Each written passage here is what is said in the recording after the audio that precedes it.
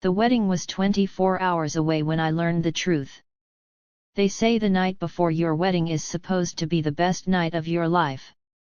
You are supposed to be nervous, but happy nervous. Excited nervous. The kind of nervous that melts into joy the moment you see the person you love standing at the altar, waiting for you. That is what I thought it would feel like. Instead, I was sitting on the cold bathroom floor of my hotel room, at 11:47 p.m., reading a text message that made my entire world collapse in on itself. 24 hours. That is all I had left before I was supposed to say I do. And in that moment, I realized I had been living inside a lie. Let me take you back to the beginning, because you need to understand how perfect everything looked from the outside. His name was Daniel. Daniel Mercer. And from the very first moment I saw him, I was convinced the universe had finally decided to be kind to me. We met at a mutual friend's dinner party, 3 years before the wedding. He was charming, well-spoken, and had this laugh, this deep, warm laugh, that made every room feel smaller and safer. We dated for 8 months before he proposed. 1 year of engagement. Then the wedding planning. 2.5 years total, and not once, not a single time, did I have a real reason to doubt him. Or so I thought. The invitations had been sent. The venue was booked, a beautiful lakeside garden about 40 minutes outside the city. The dress had been altered 3 times. The flowers. The cake. The seating chart. The rehearsal dinner the night before had gone perfectly. Everything was in place. My maid of honor, my best friend Priya, kept squeezing my hand all through dinner saying, "Can you believe it, tomorrow you are going to be a wife." And I was glowing. I genuinely was. After the rehearsal dinner, the plan was simple. Daniel and I would spend the night apart, tradition. He would go back to his hotel with his groomsmen. I would go back to mine with the bridesmaids. We hugged goodbye in the parking lot. He kissed my forehead. He said, "Tomorrow you become mine forever." I drove back to the hotel feeling full. Full of love, full of gratitude, full of the quiet certainty that I had made the right choice. The girls stayed in my suite until around 10 o'clock. We did face masks. We talked about the timeline for the next morning. Hair at 7. Makeup at 9. First look photos at 11:30. By 11, everyone had gone to their rooms. I was finally alone. I remember brushing my teeth, looking at myself in the mirror, and thinking, this is the last night I go to sleep with my maiden name. It felt romantic. Like a threshold. Then my phone buzzed. It was a number I did not recognize. Most people would have ignored it. Unknown numbers at midnight the night before your wedding, you ignore it. You assume it is spam. You put the phone down and go to sleep. But something, some instinct I still do not fully understand, made me open it. The text said, "I think you deserve to know the truth before tomorrow. Call me. Please." That was it. My first reaction was irritation. Some kind of prank. Someone's idea of a cruel joke. I almost threw the phone onto the bed and forgot about it. But that word. Please. There was something in that word that stopped me. I called the number. She picked up on the second ring. Her name was Claire. She spoke carefully. Quietly. Like someone who had rehearsed what they were going to say but was still terrified to say it. She told me that she and Daniel had been seeing each other. Not a brief thing. Not a mistake. An ongoing relationship, running parallel to ours, for almost 14 months. 14 months. I sat down on the edge of the bathtub. I could not feel my legs. She said she had found out about me only 4 months ago. Before that, Daniel had told her he was single. That he was focused on his career. That he was not ready for commitment. She said she had confronted him when she found out. He had cried. He had apologized. He had promised to end things with one of us. She assumed, she had been told, that he had chosen her. And then she saw the wedding announcement. Posted by one of Daniel's cousins. On social media.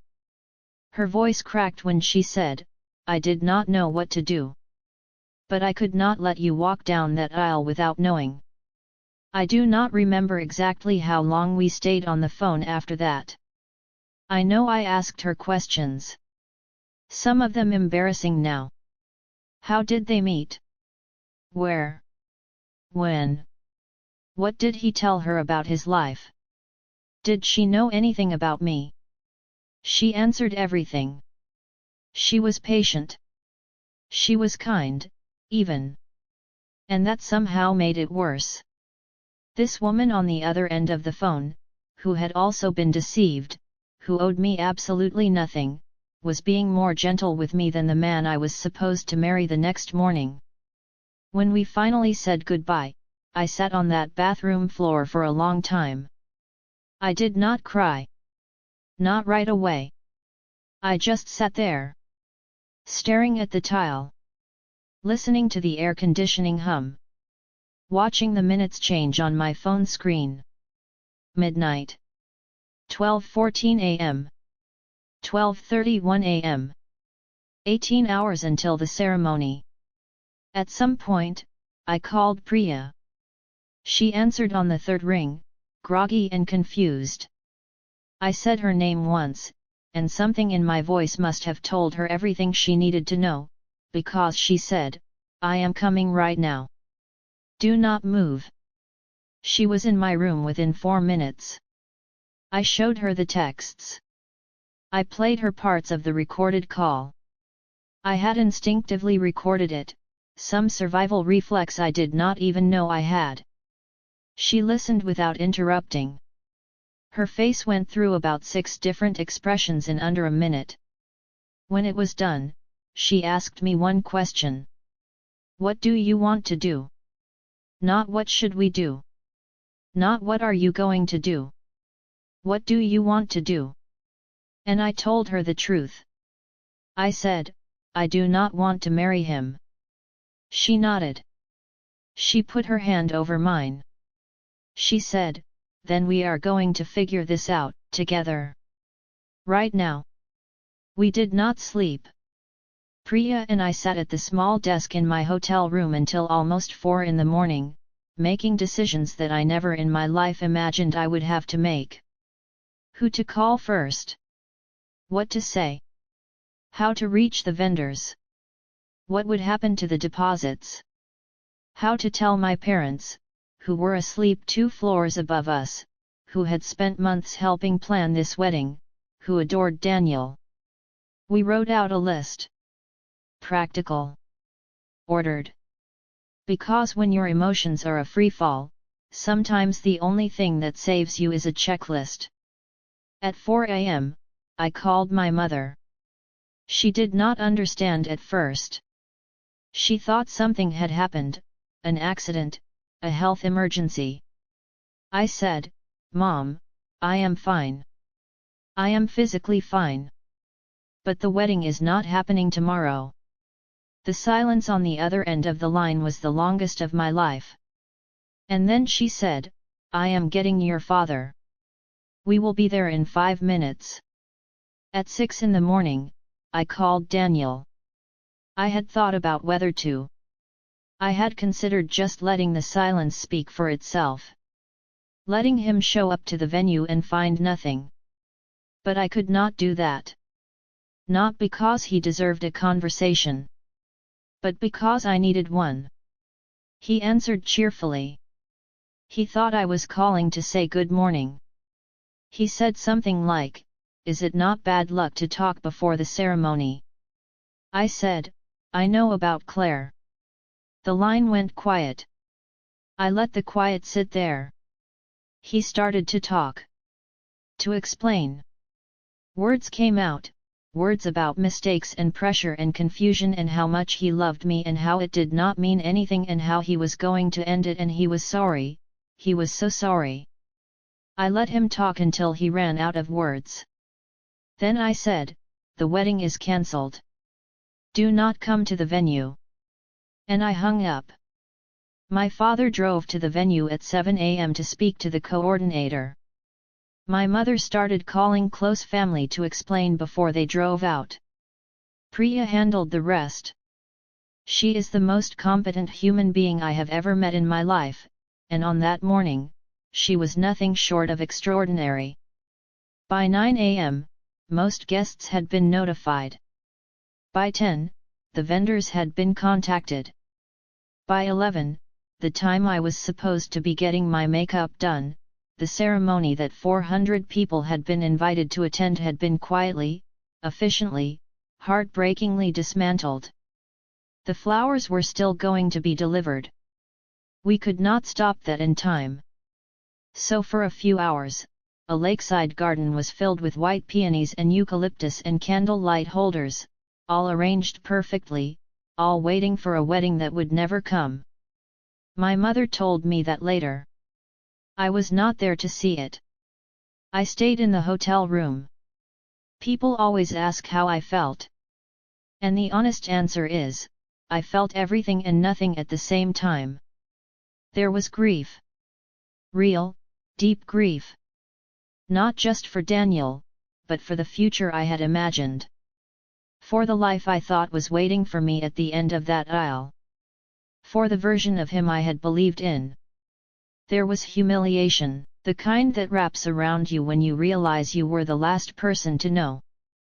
That somewhere in your city, people were living entire lives that you were never allowed to see. There was anger. White-hot and clarifying. The kind of anger that does not make you want to break things.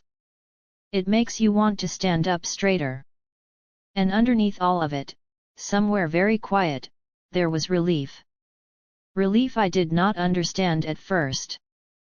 But the more days passed, the more I understood it. I had almost built an entire life on a foundation that was never solid. I had almost committed myself, legally, emotionally, permanently, to someone who looked at commitment as something optional. 24 hours. That is all the margin I had. And Claire, a stranger, a woman who owed me nothing and had every reason to stay silent, gave me those 24 hours back. I will not tell you that the months that followed were easy. They were not. There were days I could not get out of bed. Days when I would see something, a restaurant we used to go to, a song that played at the rehearsal dinner, and the grief would come back fresh and sharp. There were people who said things they should not have. Are you sure it was not just a misunderstanding? Maybe he just needed time to grow up. Kindly meant, badly said. There was the practical chaos of unwinding a shared life, things bought together, plans made together, money spent together. And there was the slower, quieter work of learning to trust myself again. Because when something like this happens, you do not just lose faith in the other person. You lose a little faith in your own perception. In your own judgment. In your ability to read the room, to see clearly, to know who you are looking at. That was the hardest part. Not the broken engagement. Not the cancelled wedding. Learning to trust my own eyes again. I have had a lot of time to think about what this experience taught me. And here is what I know now that I did not know before. Red flags do not always look like red flags. Sometimes they look like quirks. Sometimes they look like privacy. Sometimes they look like a person who is just busy, just independent, just not a phone person. And sometimes your love for someone becomes the lens you see them through, and that lens is not always accurate. I also learned that courage comes from unexpected places. Claire did not have to call me. She had every reason not to. It would have been easier for her to stay silent, to process her own pain quietly, and let me walk into that wedding without ever knowing. The fact that she did not, that she chose truth over comfort, is something I will carry with me for the rest of my life. I learned that the people who show up on your worst nights are your real family. Not by blood or by law. By choice. By 4 a.m. phone calls and 5-minute arrivals and what do you want to do? And I learned that canceling a wedding is survivable, that the thing you were most afraid of, the embarrassment, the loss, the uncertainty, does not actually end you. It just changes you. Somewhere out there, a lakeside garden once held white peonies and candlelight and 400 empty chairs. And instead of walking down that aisle, I walked away. I walked away from the lie. From the performance. From the version of my future that had been built on something rotten at its core. It did not feel like freedom that night. It felt like the floor had disappeared beneath my feet. But I landed. And slowly, steadily, I built something new. Something mine. On ground I could actually trust. If you are out there tonight wondering whether to call, whether to speak up, whether the truth is worth the pain it will cause, let me be your answer. It is. It always is. The truth, no matter how late it arrives, is never too late to matter. And 24 hours, sometimes that is all the time you need to save your